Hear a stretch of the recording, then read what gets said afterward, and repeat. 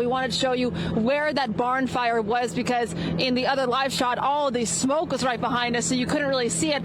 Now you can see here that they're demolishing the barn. It was only one barn that was on fire, but it caused a ton of damage here. If you see two firefighters up there, that's how they're handling this fire. That's how they are putting it out. I want to show you right now. If you make sure that you're going to get your salt all the way until 6 p.m. They've got this truck here unloading another round of rock salt here. 48-year-old Michael Dunsmore was arrested and charged last week with criminally negligent homicide for the death of Caprice McBrown.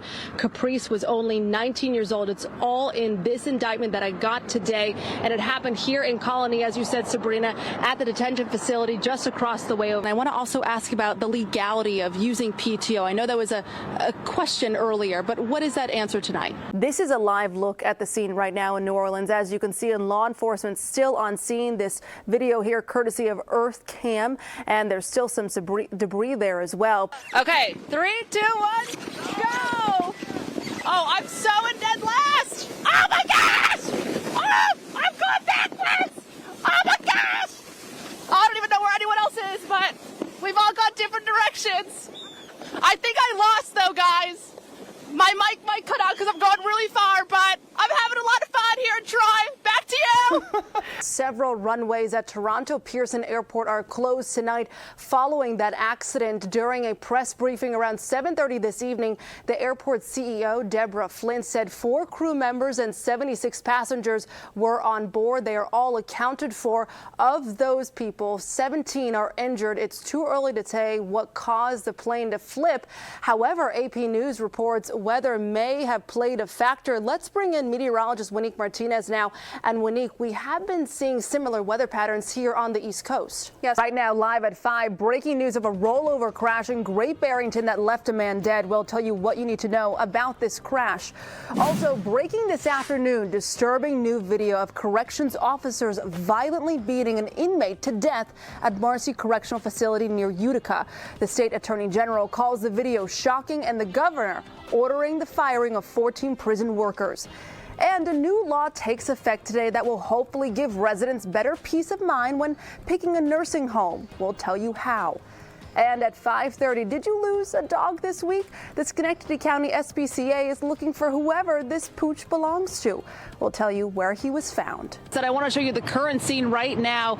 So the fire is out. It took about 2.5 hours for all of these crews to make sure this fire is out. At the moment, they are still putting water on the home, trying to get out some of those hot spots. And you see actually one of those firefighters is in the hole in the roof there. But this is actually the closest shot we have gotten of this fire, or of the house in the aftermath, since that fire happened yesterday late at night. We were live at 11 o'clock last night giving you those details. Polls close around 9 o'clock. They've got the election results on this back screen over here, and they keep refreshing it every few minutes. We knew that 75% of the precincts were reporting. There was about a 12% gap. His staffer said now it's close to about 10% gap. So cheers there as that gap is closing. Molinaro, we have not seen him tonight since those polls closed at 9 o'clock. We talked to him around 5 p.m. He told us he was feeling confident. The stage is all set for him, ready to go to talk. We were with Molinaro all night long, and throughout the night, as you said, Chris, we've been waiting, and the numbers just got tighter and tighter and tighter. And even though Molinaro did not concede last night, it was very apparent in his speech that he seemed down. He was not happy that the race was very close. He said he was hoping to have a better lead. And just looking around the room, you could see from the faces of the people who were there, who voted for him, who campaigned with him, these were not happy faces. These were faces of people who knew they could probably get defeated.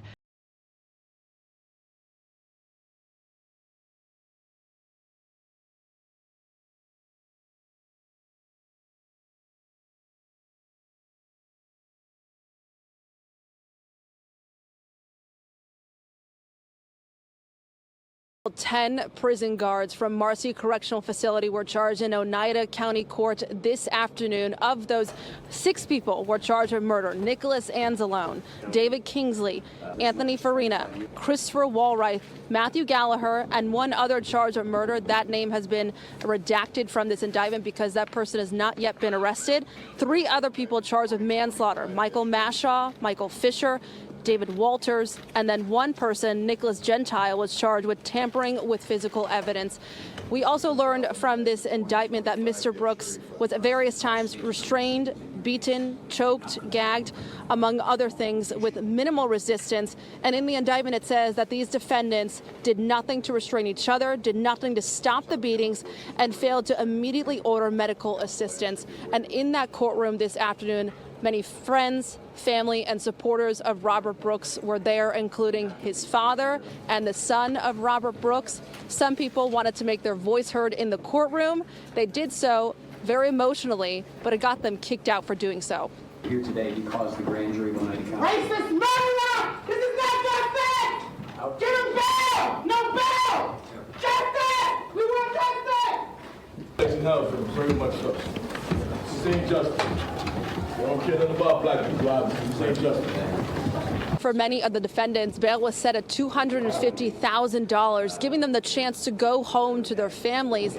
But as for the family of Robert Brooks, that did not sit well for them, especially Robert Brooks' father. My question is why? That's my question. Why? Why do y'all hate us so? Why? What do we do? What do we do? We ain't do nothing. We help you build this country. We help you build it. Blood, sweat, and tears. We help you build this country. So why do you hate us? Robert Brooks' family says they will not let him die in vain. Reporting for News Channel 13 in Utica, I'm Tessa Bentulan. We start with breaking news. Passengers on a Allegiant flight headed to Florida were stuck on a plane for 6 hours at Albany International Airport. The flight was scheduled to leave around noon today, but it got pushed back to 4 p.m. It never took off, and they didn't go back to the gate until 10:15. This is actually the flight path that is on Flight Aware. One of the passengers did a Zoom interview with me just minutes before finally getting off. She says there has been no explanation as to why this is happening. Listen now. It was supposed to take off at 12:15. It was delayed several times before we finally got on at 4 p.m.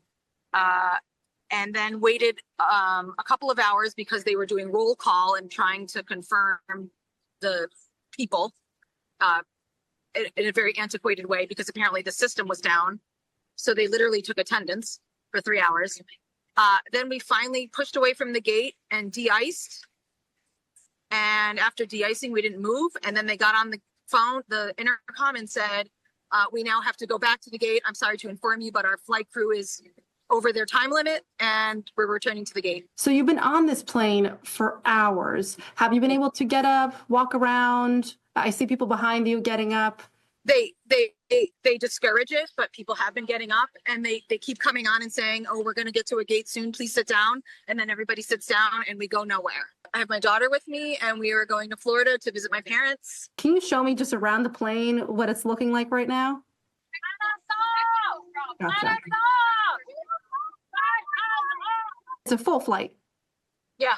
Never have I been on a plane and not gone anywhere for now almost 6 hours. We're going on 6 hours. Allegiant Airlines responded to our email, and that email is about some of those conditions that we had earlier today. We told you at the top of the show about this plane that was on the tarmac for 6 hours. So in their email, they say due to severe weather conditions and intermittent power outages at the airport earlier, several flights departing Albany International Airport experienced delays throughout the day. We'll have more details on our website, WNYT.com. As a firefighter, Doug Hall gave everything to his community, and now his brothers in battle and the Common Council here in Glens Falls are giving back to him. Cheers erupted for Fire Lieutenant Doug Hall. His wife, Heather, leaned into him, overwhelmed with joy and relief. And I saw Heather was hugging you when that vote came through. What did that mean for you to have the support from your wife and your son? I think she's going to be very happy that I'm more at home and not chasing fire trucks down. Hall was diagnosed with early onset Alzheimer's disease, forcing him to retire early. But he hadn't yet reached 20 years of service to receive full pension. He was roughly 2 years shy of hitting that mark. Hall's firefighting family donated their vacation hours and sick time to get Hall to the finish line. Despite the generous offer, it was first declined by Glens Falls city officials. even with Hall's wife, Heather, pleading with the city on numerous occasions. It's been a long journey. Mayor Bill Collins says he was unsure if it was legal to donate PTO. After talking to lawyers and looking at state law, it is legal. I couldn't bring it to the floor unless our attorney said this was okay. So it's an honor to do it. Doug is a great man. All 5 council members unanimously agreed on the motion. And we are so happy tonight that we're finally able to come to an agreement. Lieutenant Hall, on behalf of myself and all of my constituents, we salute you, sir. Hall and his family can now move forward and focus on his health. That is now our key focus, is just working on his health and getting him hyperbaric oxygen therapy this summer. That's our next step, and having less stress in the house. This resolution takes effect immediately. Reporting for News Channel 13 in Glens Falls at City Hall, I'm Tessa Bentulan.